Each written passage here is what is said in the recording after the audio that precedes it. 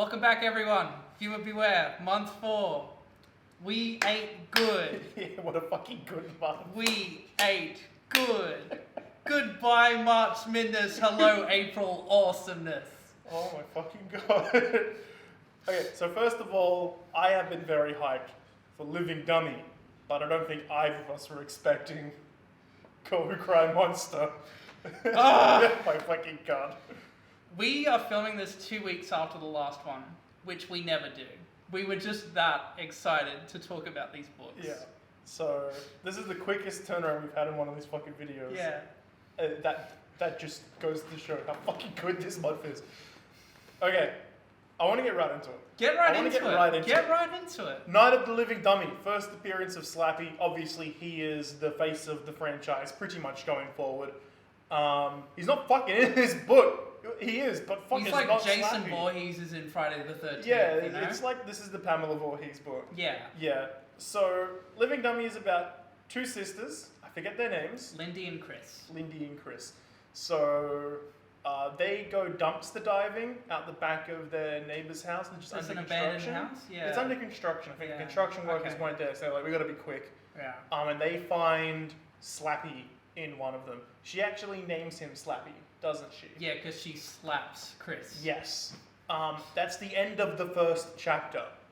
They get Slappy out of the dumpster. My first note is, there ain't no fucking way we get Slappy at the end of the first chapter. It's important because the cliffhanger is, there's a boy in the dumpster. Yeah. Oh, it's just a dummy. We found a body. It's Yeah. just a little fucking boom. Yeah. You okay? I'm just fucking struggling to figure out how to explain this book. Lindy gets really into playing with Slappy. She gets really into it immediately, and her sister gets Jealous. jealous immediately because is it Lindy? Lindy's got Slappy, Chris is the one that gets Mr. Wood. It's very much that Borat joke where it's like, my neighbor gets a step, I get a step, you know? Yeah, so Lindy immediately gets really fucking funny with Slappy, and everyone's like, "Oh, Lindy, you've got a bit of a spot of the ventriloquism in you. You'll have to go to my kid's birthday party. You're going to be on television." And Chris gets very, very, very jealous immediately. There's one part, I think it's chapter 3, where Chris is like, "I want to have a turn with Slappy," and Lindy's holding Slappy. And Slappy goes, "Don't you fucking touch me, you ugly whore," and he fucking smacks her. And that was the cliffhanger. Another one of my notes is like, immediately, the first thing that he does is he slaps a woman based. Did you picture Slappy's voice being like a 40s gangster? No, but I thought it was funny just Yeah. for then. Yeah. It's hard because we got the movie, so we know he sounds like Jack Black in Yeah. the movie. Luckily, I never really had to picture what Slappy sounds like with this book, because Chris immediately gets her own dummy called Mr. Wood, and she starts trying the ventriloquism thing too, and then her sister's like, "You're just copying me." Shows her friend Cody a routine, and he's like, yeah, that he's was like, something. He was like, "That was definitely a joke that you read in a joke book." It was so funny reading that scene, because it was so awkward. So fucking terrible. Yeah. But then in the next scene, when she's telling Lindy about it, she's like, "Yeah, and Cody heard my jokes, and he was laughing, he was coughing. It was the funniest routine he's ever said. He said that I should be on like Letterman." Whatever, he didn't say that, but it was like that kind of. Yeah. And she sucks. And then some vaguely spooky stuff starts happening. Mr. Wood is alive. Like the dummies are set up sitting next to each other holding hands, or at one Yeah. point I think Slappy's choking Mr. Wood on the ground. Yeah, It looks yeah. like they were.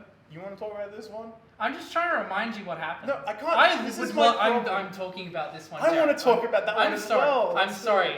You called dibs on that book. You reap what you sow. This is the monkey's paw. I read the book I was excited for, and Yeah. the one next to it is like the good one. This one's a bit frustrating where it's like there's not a lot particularly interesting that happens in the middle of it.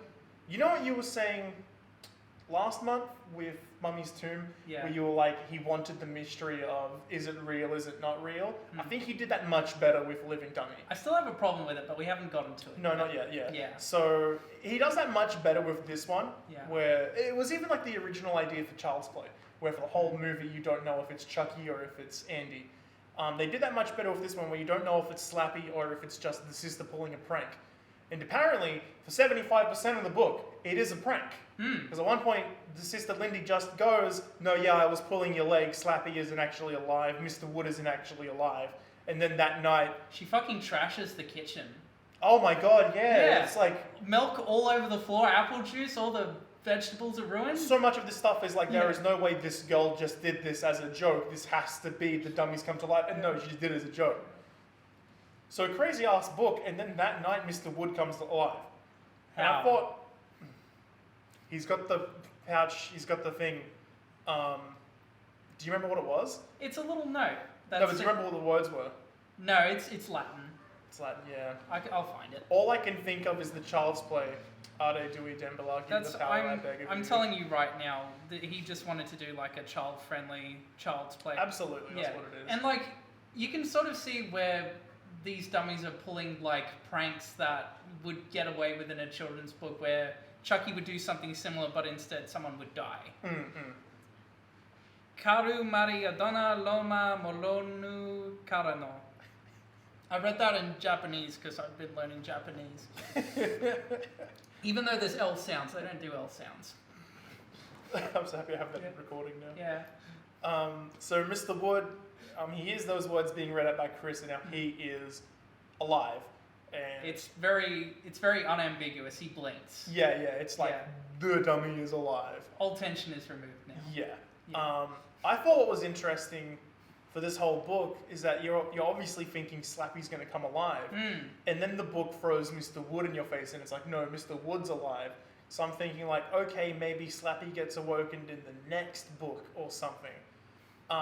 So they deal with Mr. Wood. Mr. Wood is like, you woke me up, now you're going to be my slaves. Fucking chokes the dog. He does choke the dog, doesn't he? Barky. They named the dog Barky. Barky! No! Barks. I get. Look, he writes a new one of these dogs every fucking book. Yeah. At a certain point, he's gonna have Doggy the dog. Please, Doggy the dog. Oh fuck me. So we're gonna do a dog name ranking video at some point. Barky at the top. Trigger at the bottom. Trigger at the bottom. Barky at the top. Yeah. So yeah, Mr. Wood comes alive and he's like, I'm gonna make you my slave, and the parents don't believe him, and they try to throw Mr. Wood out. I think at one point they get him in a suitcase. Yeah, and they bury him in the backyard, and he's like, this won't work, I have powers. I wonder if he's full of shit. Like, he's just a live dummy that doesn't have any powers. He spends a lot of time telling you he has powers, and not a lot of time using his powers. He's all bark. That's the dog. So then the next morning, Mr. Wood is covered in dirt, and he's in the kitchen. And the girls are like, oh no! And they're trying to tell the parents, Mum, Dad, we've really got to do something about Mr. Wood. Can we get rid of him? And the parents are like, stop making stuff up and fighting amongst yourselves. We're going to go shopping now. We're going to leave you here alone. Then Mr. Wood's like, you shouldn't have done that. You're in big doo-doo now. You are in big doo-doo. And then they try running away from Mr. Wood.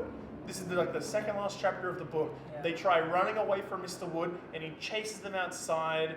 And there's construction happening, because it was set up at the very start, and there's a steamroller, and the steamroller's going across the street, and they kick Mr. Wood, and he falls back into the path of the steamroller, and he gets fucking destroyed. He gets crushed. The green smoke comes out of his head. He gets destroyed. And then the operator's like, did we just kill a child? He's like, oh no, I killed a small child. Oh god, what have I done? And they're like, no, it's just that toy. It's just that toy. And the guy's like, oh, thank fucking God. Not again. I thought I killed a fucking child. And then they go back inside and they're like, oh, what an adventure. Oh, thank God that's done. And then Slappy sits up and says, thank God you got rid of the other guy. Yeah.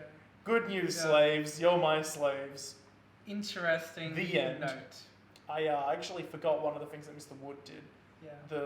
The school. The school show. Yeah, they did a show at the school at one point. Vomits Sorry to on throw you back. Yeah. So she's doing her routine with Mr. Wood in front of the whole school, and then he starts saying all the things about like the teachers and everything. Yeah, she's fat. Yeah, you're fat, fucking teacher, bitch. So the Mr. Wood just starts throwing up all this green, disgusting bile. I actually wrote a note just for you on my phone. Mustus. He starts throwing up mustus all over the kids. Monty's Mystery Mix. Monty's Mystery Mix. A little bit of cross law from the channel. And then everyone's like, Chris, what a terrible prank. How could you do that? It's like, how the fuck did a little girl do this? Where did the green shit come from? Does she have canisters of it somewhere? Can you find the evidence? Where did she get it? What is it? But like, what other explanation is there, you know? Well, like, she's saying this dummy's alive. Like, I get it. Like, no one's going to believe this girl, which is the dummy's alive. But, like, if she says, what's the green stuff and where did I get it? And they don't have a response, and they can't investigate and prove it. It's not like they really punish her or anything. No, I know, but I was just like, there is literally no way that this little girl did this, and nobody's thinking about it either. So there were some interesting choices made in this book. For one thing, making the dummy on the cover not really part of the book. Yeah, interesting. Why do you think he did that? Bait and switch. Yeah. I think it was just he wanted to keep you surprised and on your toes. Because he did set up Slappy being the antagonist with like Slappy choking Mr. Wood. Yeah. For the whole book, you're thinking it's Slappy, and then it ends up being Mr. Wood. I thought that was interesting. One thing that I really did try to keep in mind when I was reading it is not to let my idea of where Slappy goes influence the opinion of this book, because obviously at this point, he was just another book. He wasn't the mascot at this point. Yeah. So I think with that in mind, it's a very interesting book. Every time that I was like, where is Slappy? Whenever Slappy isn't on screen, characters should be saying, where's Slappy? I just kind of read the book and went, well, Mr. Wood sucks, but it was interesting with the bait and switch. Yeah, I was mixed on the Latin bit. Yeah. Because it's like, we spent the first half wondering whether Mr. Wood or Slappy was alive, then the next half, we know for sure. Yeah, There's no ambiguity anymore. And like, the Latin shit comes out of nowhere. Yeah. I almost feel like Slappy planted it there. Yeah, because, again, that's because we know from future books that it's Slappy that's activated by reading that. Yeah. So I think at one point in these books, they actually do explain where Slappy came from. That sounds right. And they have to write Mr. Wood into that as well. Because the fact that he had his own set of the cards means that Mr. Wood had to come from the same place that Slappy did. But we can't use Mr. Wood anymore either, because he's destroyed. He's like definitively destroyed. It's weird, because I think at one point they tried to decapitate him with a pair of scissors, but they can't. Yeah, they couldn't do it. Yeah, like he's indestructible unless you get a steamroller on him. Yeah. Then it's, he's dead. So fucking weird. I couldn't believe that for the whole chunk that Mr. Wood was talking, he was just like, I've got powers. I have powers. Take my word for it. I'll use them because I have them. I like that. Oh, you like that a lot? Yeah. It's a fun little book. I had a good time. Yeah, there's not a lot to say about this one. Yeah. I think that was my, that's really my problem with it, is I don't have anything to say about it. I thought it was good. Yeah. It used its ideas well enough. I liked the relationship between the sisters. Yes. They had a really strong rivalry, and then they have to kind of come together to face off this seemingly indestructible foe. Yeah. I think all the little parts of it were just done well. Yeah. But not like incredibly well.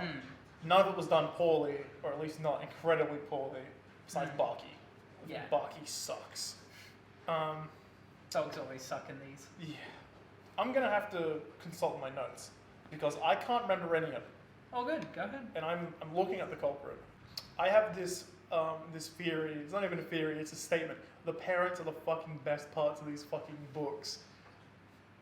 Quote, "There's a trick to not crying when you peel an onion," Mr. Powell said, tears rolling down his cheeks. Wish I knew it.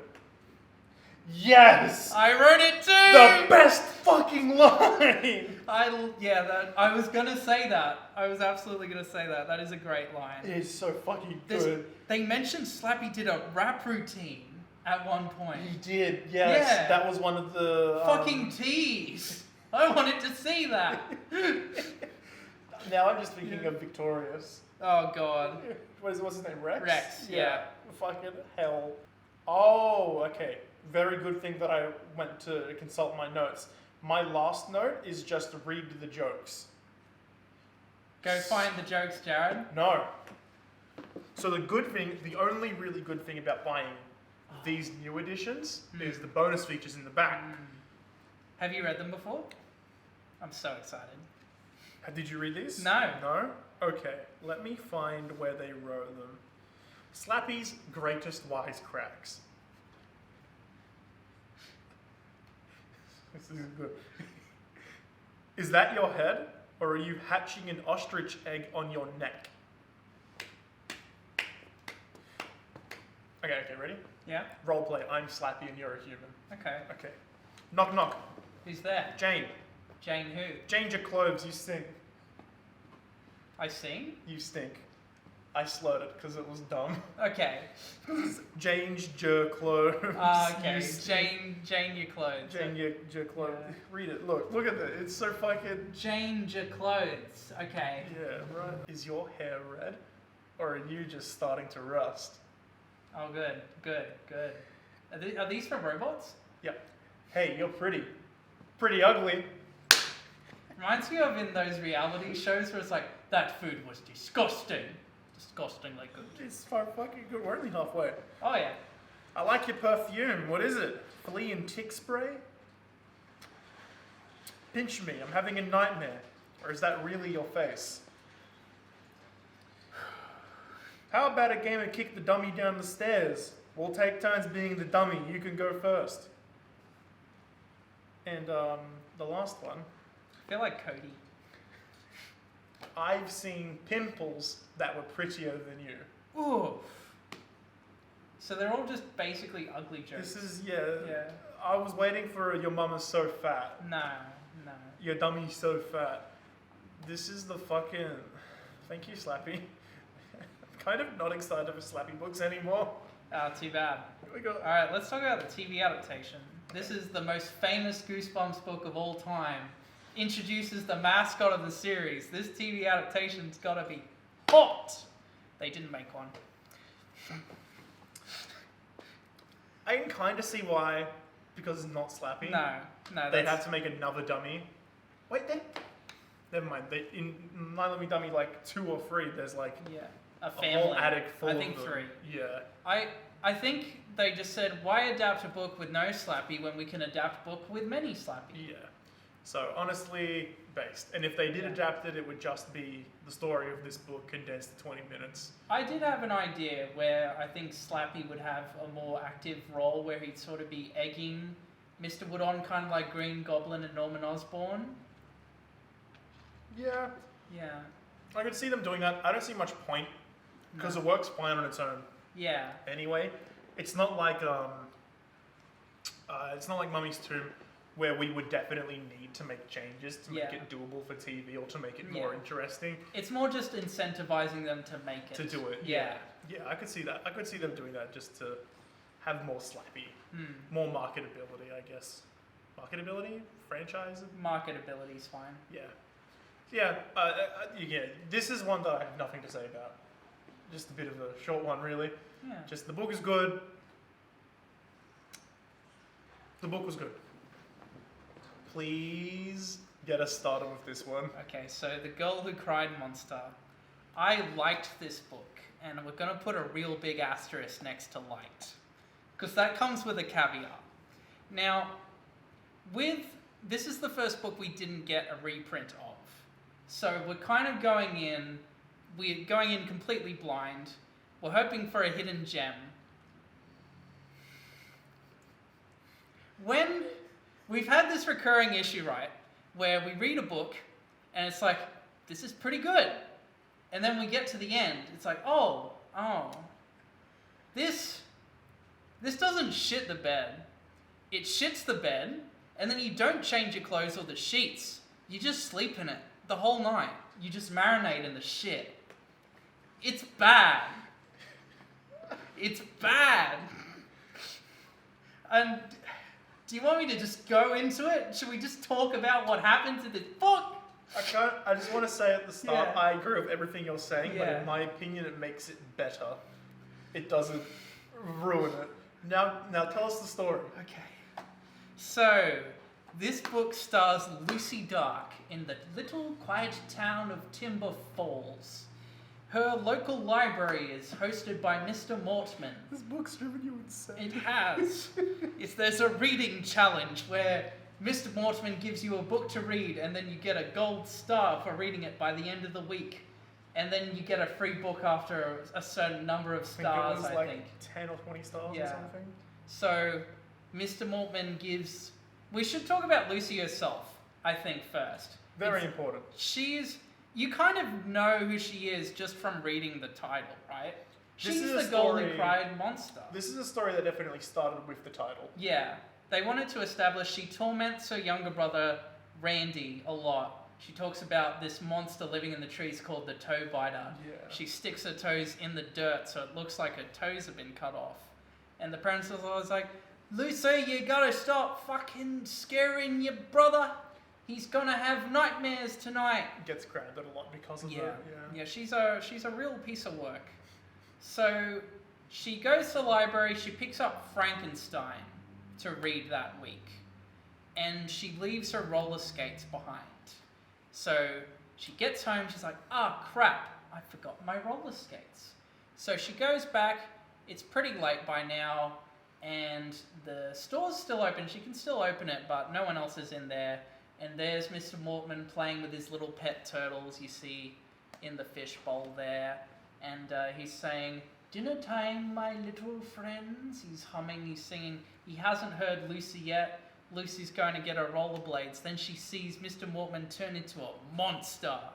And he eats the flies. How do they describe him turning into a monster? So his face gets bloated, his eyes bulge out, and his mouth is like a bottomless pit or something. His neck elongates a bit as well, I think. He wears a turtleneck and he has pet turtles. So I've sort of taken it that he kind of turns into a turtle person. Yeah, he's like, I read it as he's some kind of weird turtle monster, kind of. I couldn't picture it very well, but I also don't mind that because that does leave a lot more up to That's the something imagination. we said to each other, yeah. Yeah. The fact that I have difficulty picturing it makes it work better. Yes. So she's so terrified that she runs out and she forgets her roller skates again. So she goes back one more time and she screams out, Mr. Mortman, I forgot my roller skates, I'm just coming in. And then the door's locked, so roller skates are stuck in there. So she goes home, she tells her brother about Mr. Mortman being a monster who eats flies. And it's like, no, I don't believe you. And Lucy's parents are like, shut the fuck up, Lucy. Monsters aren't real. And the book sort of treats it like if she wasn't telling these stories, they'd believe her. Because she's such a massive tattletale. Yeah. Yeah, nobody believes her. Yeah. And we'll get back to that. Okay, so she tells her friend Aaron Messer. I don't like these names, by the way. They're weird. Aaron Messer doesn't believe her either. He's kind of just humoring her. She keeps describing the story. He's like, Lucy, I'm not your brother. You can't scare me like that. It doesn't work on me. It's just like, okay, I'm gonna find proof. So I think she invites Aaron back to the library, and she gets there, and Aaron's not there. Apparently, it's not oncologist because that's cancer. Optometrist. Yeah. Yeah. No, braces. No, that's right. Braces. He was getting braces. Got his braces put in. So she goes back into the library, watches him turn into a monster again, eat some flies. It gets a little repetitive at this point. Don't worry. Well, this is when she has the camera. Not yet. Not yet? She comes back a third time. And on the third time, she rose. So I think she does almost alert him. I think maybe she knocks something down and he's like, who's there? So... How did she get... Were there other kids who came in? No, she went back after hours. Yeah, so she just waits for him to leave and then she slinks out after him. Now at this point, I picked up on a little bit of foreshadowing. I thought I knew where the book was going. She picked up Frankenstein to read. So I thought, oh, Mr. Mormon's going to turn out to be like some misunderstood monster. He's just a chill dude who happens to eat flies and turns into a turtle. And then he eats a turtle. So I was like, oh, okay, that's a little harder to redeem, but you could still pull it off. But she runs home, she thinks he may have spotted him, and then he shows up at her place. And she's like, Lucy, you forgot your roller skates or something like that. I think it was her bag this time. It was her bag, yeah. I don't think she ever actually got her roller skates back. I don't think she ever did. I'd find that funny. Yeah, but he doesn't seem to give any impression that he's suspicious of her. So he just returns home. And, you know, she's still insisting that Mr. Mormon's a monster. Her family's getting sick of it. So she's like, you know what, I'm going to bring a camera this time. She brings a camera. Of course, she goes back after hours. You're going to notice me saying a lot. She goes back to the library after hours to finally find proof. That's her thing. So she takes a photo of him. The flash goes on. And so obviously he spots her. So she runs out. And I think she actually sees him from the bushes. But I think she's in the clear. So she finally convinces Aaron, let's follow him home. We'll watch him in his natural habitat. So they get to his house. They find a wheelbarrow, and he sits in the wheelbarrow and he lifts her up through the window, and he's looking at her, but he's actually just looking at his aquarium full of turtles. Yeah. A terrarium, I think it is actually. And so she watches him turn into a monster and is like, Randy, you have to, Aaron, you have to see this. And she looks down, Aaron's not there anymore, and she's holding onto the windowsill. And then she looks back inside. Look, he's there! And she falls. I think she's fine, but then he's like, Aaron, what the fuck? Oh, I was looking for a ladder. So I could see myself. And she's like, I didn't see any of it. I'm sorry, Lucy. I'm sorry. And then, so Aaron runs off. Lucy's trying to get away, and then Mr. Mortman grabs her. It's like, Lucy, what the fuck are you doing here? I just wanted to say how much I'm enjoying Frankenstein. Okay. Did you need a lift home? No. Are you sure? And then she runs off. The next day, she's invited to the library by Mr. Mortman. Is it some reading thing? Is that not when Aaron finds out? Because he was still there. I know, Jared. No? I've memorized every nook and cranny of this book. Cool. I'm not missing a single goddamn thing. Okay, no, so they go back to the library the next day for something. So Lucy's really worried. No, they go to the mall because she needs to process the photos. Yes. That's right, she insists. She drags her family to the mall so that she can get the photos developed from a camera. He doesn't show up on the photos, which is a bit of a convenience. Yeah. But whatever. It's just another reason. Goes unexplained. It's just another reason not to believe her. So she's invited to do a reading thing at the library, and she's begging her parents not to let her go. It's like, no, you have to go. It's the polite thing. Just get your ass over there. He's not a monster. Shut the fuck up. So she goes over there. There's no one else there. Mr. Mormon's like, Lucy, I have to show you something. And then he turns into a monster and starts chasing Lucy around in the library. And the way she gets away is she knocks over a stack of cards. I think I wrote in my notes the exact quote they use, and I'll bring it. I'll just get it up now. Bring out my notes as well. Because it's a fun quote. I liked it. In that moment of terror, I remembered the one thing that librarians hate most. Having cards from the card catalogue spilled on the floor. It's a cute little quote. It's like, he's a monster, but he's still a librarian. He's a misunderstood monster that just wants to get the kids reading and eat turtles. So she runs out of the library and she runs into Aaron, who reveals that he saw everything. He knows Mr. Mortman is a monster. So they run back home and they tell Lucy's parents that Mr. Mortman's real. And they believe Aaron.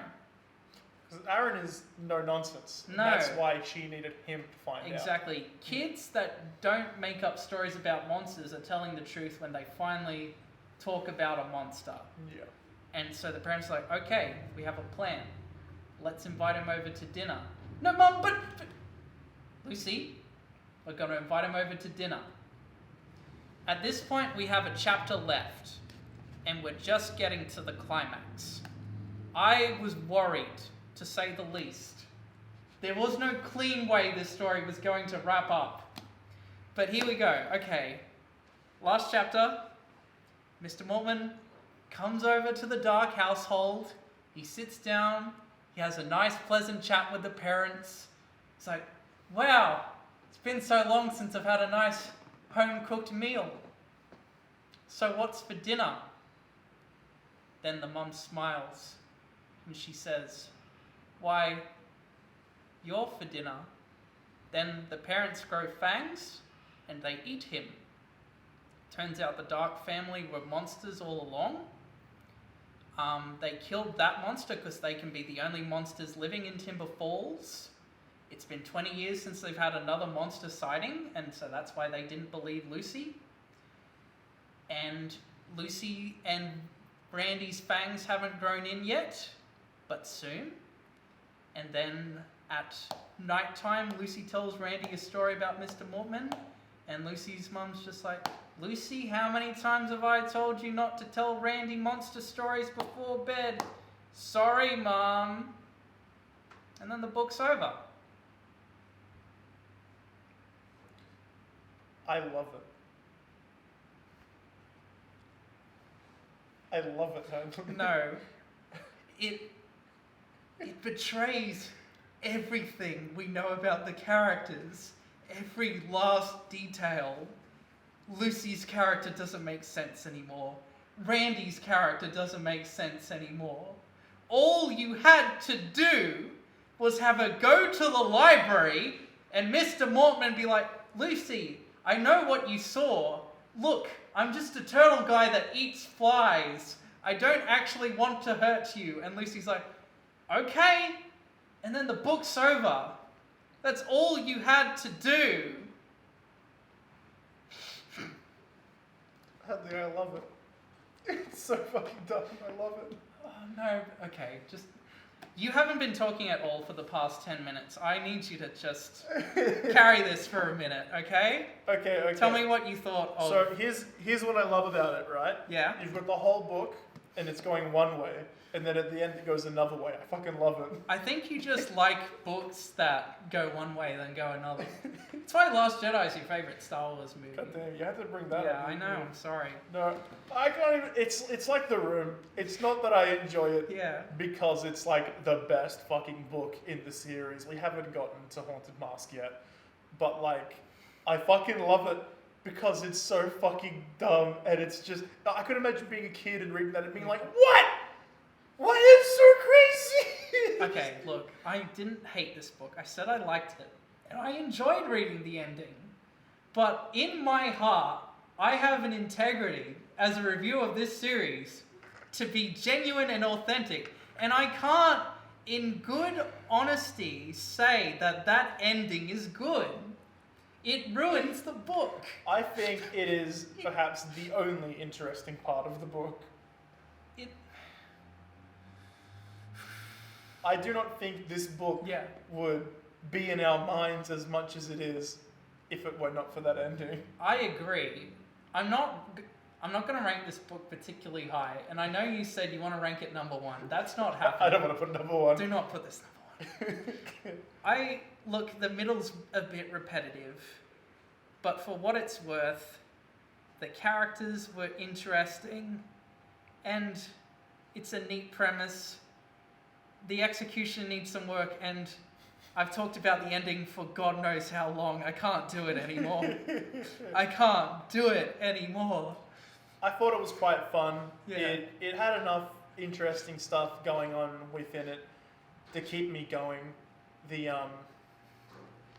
way that Mortman is written to be a monster, I thought was quite interesting. I like that he's just a nice guy. Like, usually you'd get him to be creepy from the get-go, but he seems like a genuinely nice person, and Lucy's trust is almost betrayed when she finds out that he's a monster. She doesn't even like reading these books. Yeah. And she still is like, "Mr. Mortman, what?" Yeah. I'm just trying to read the back and see if that can spark... Make some sense. Did we mention what the library is? It's like, no, we can talk about that. I thought it was quite interesting. It never comes up again or is important. I just think it makes for a more interesting setting than usual. This is an abandoned house that had been turned into a library in the neighborhood. So I think some rich family died, and then instead of leaving the house to somebody else in their will, they left it to the town to be made into a library. Yeah. I thought that was a very, very interesting way to do it, because it makes it it's that familiar setting that's just a little different and a little weird. I thought that was rather good. Coupling that with just the bizarre description of the kind of monster Mortman is, I thought it made for all of the monster scenes to be more interesting than they probably were without them. I think that's the similar vibe I got with Let's Get Invisible. I'm thinking this is like my Let's Get Invisible. Yeah. And I'll tell you what, a day after I uploaded the review, I read Coraline, the graphic novel adaptation. As I was reading, I was like, hang on, I'm making some connections here. And it's a lot of really vague stuff, but it's the general vibe of the book. It reminded me quite a bit of Neil Gaiman's writing, but not nearly as good. Yeah, obviously. So I'm perfectly happy with Let's Get Invisible where it's ranked at the moment. But I'm happy to walk back how much dick I sucked last time. There we go. I'm perfectly happy to do that. But I don't know. I can't talk about this book anymore because I'm broken. It broke me. Let's check our notes quickly. Check the notes. Let's see what we have. Yeah. Because we can. I trust myself more in the moment than I do talking about it now.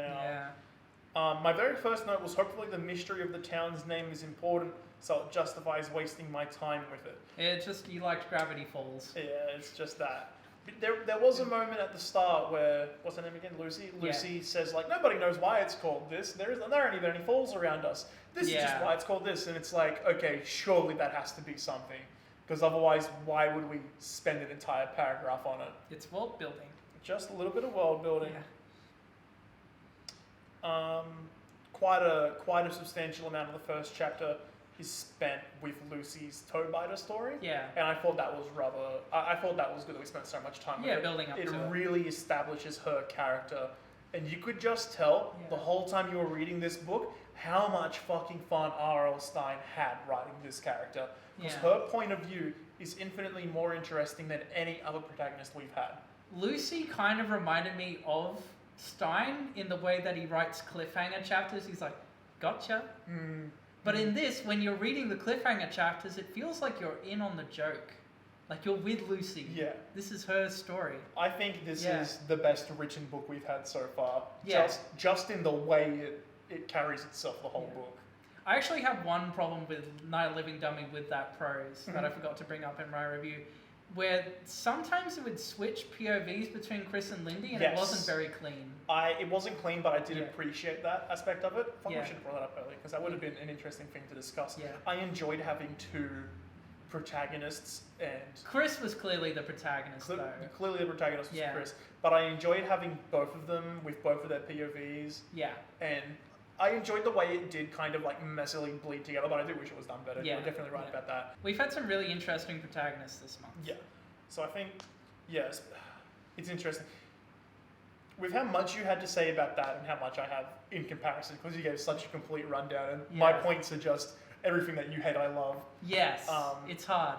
Comparing that with Living Dummy, how little we have to say about it, but it's good. Then it's all good. If the protagonist, everything about it is just good. Yeah. We're going to stop talking about that one. We're done with that one now. Yeah, we are. One of my notes is, I'm so ready for Mr. Mortman to be the least scary monster ever. He was. And then my next note was, man's just a turtle. Why is that scary? My favourite parts of these books are the parents bickering. The dad likes his meatballs big. Again, the parents are the best part of any Goosebumps book, because they're either the funniest fuckers in the room, or they are just, like, hilariously awful parents. So I compared this book a little to Luca, the Pixar movie. I haven't seen that one. Yeah, well, that's the one where they're in Italy, they're sea monsters, and they're trying to hide their identity. And I did relate to that with Mr. Mortman's story. And one of the points that people bring up when talking about Luca is that it could be an allegory for gay people in the closet. And it's Disney, so obviously they didn't do that. But I actually did pick up on that a bit, being a gay myself. And I thought, I could... Alright, that's staying in. I pictured this story going a little differently, where Lucy comes in the library to retrieve her roller skates, and she just sees Mr. Mortman sucking some dick. Yeah. It works. Yeah. Dinner time, my little friends. Zip. Yeah. Dick sucking my fucking turtle. Yeah. Alright, I can't remember why, but at some point, no, sorry, it's when Lucy's trying to get Aaron to come to the library to see Mr. Mortman. She goes, "I'll give you $5," and he goes, $5? Shit, all right, I'm there. The gay allegory continues. So one of my notes is $5 a lot for kids? And then it clicked in my head. I'm like, how much was the monthly issue of X-Files? Might have been around that. $5? Yeah. Would have been around that. This kid's laughing. He's like, I get to read Cable's next dick punching adventure. Can you pick that up for me, please? Sure. Someone is getting booted from the DCEU. Turn to chapter 15 to find out who. Oh, I know. The Flash. What's the first line? The Flash. The Flash! Yeah. The Flash! I actually wrote a note for that because chapter 14 doesn't have a cliffhanger ending, but chapter 15 starts with a dilemma. Yeah. I felt that was a lot of restraint on Mr. Stein's part. He sacrificed the ending of one chapter to have a stronger opening for the next. Yeah. My very last note is holy shit. And that would just be my note for the entire ending of the book. I sent, after I finished Girl Who Cried Monster, I said, just finished Girl Who Cried Monster, I am speechless. Okay, Hadley, without giving anything away, is that a yes or a no? No. And then when I finished it, I was just like, oh my fucking god, Girl Who Cried Monster.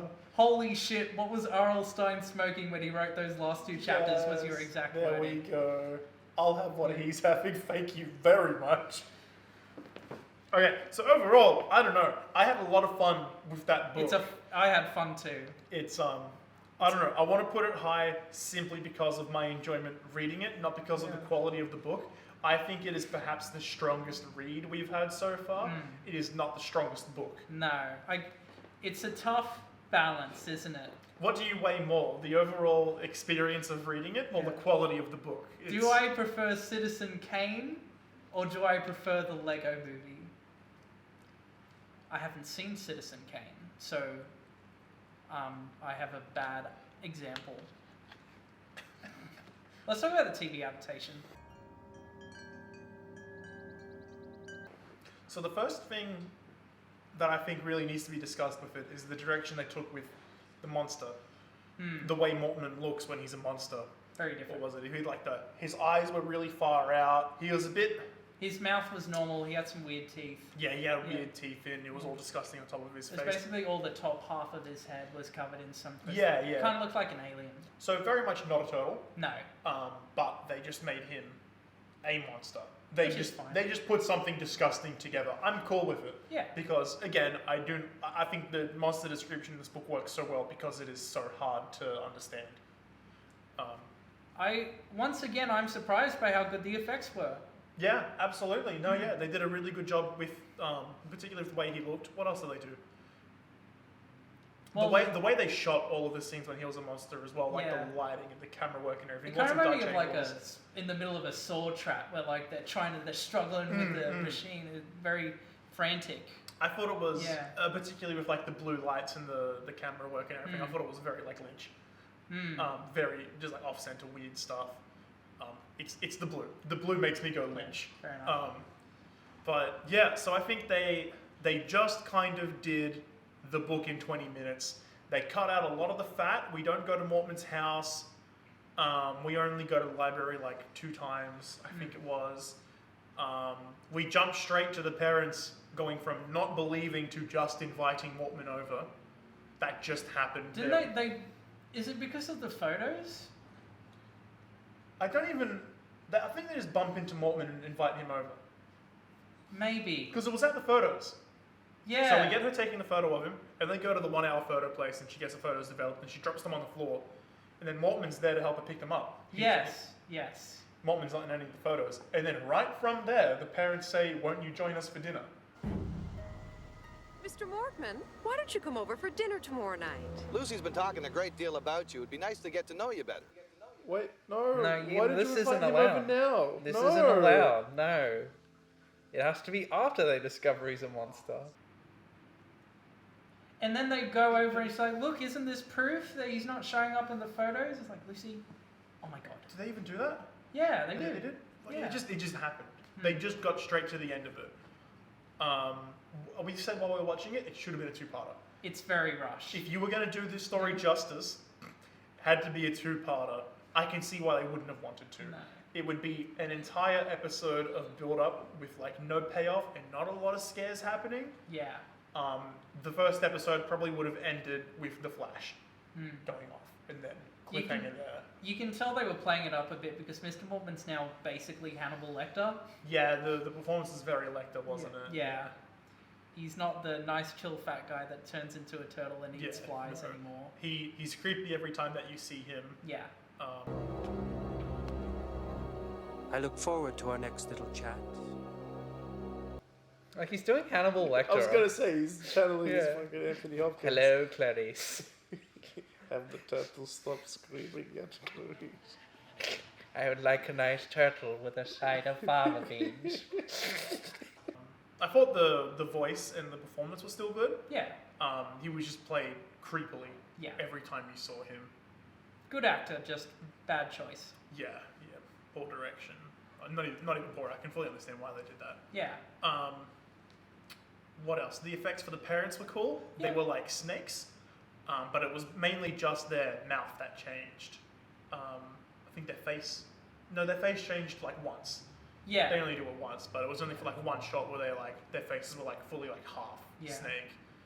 Then most of the time they just had the fangs out. What happens after they eat Mr. Mortman? They turn around to the kids and they say, "I'm sorry, Lucy, you have to understand there haven't been monsters here besides us for 20 years, yada yada yada," and then they hear a knock at the window. The parents get their fangs out again, they're like, "We will kill again." And then it's just your friend Aaron at the window. Good boy. And they quickly put their fangs away, and Aaron's like, "Can I come in, please? I'm so cold out here." And the parents are like, they're just like, "Oh, it's a good thing you came, Aaron. We were just about to have some dessert. Would you like to know what we're having for dessert?" And Aaron's like, "Oh boy, what is it?" You like cherry pie? There we So go. fucking stupid. Yeah, you're right. The dads are the best. Yeah. He just had a cherry pie there. He was like, cherry pie? Your wife, I've got the funniest gag. You just leave that cherry pie on the bench and I'll Yeah. yoink.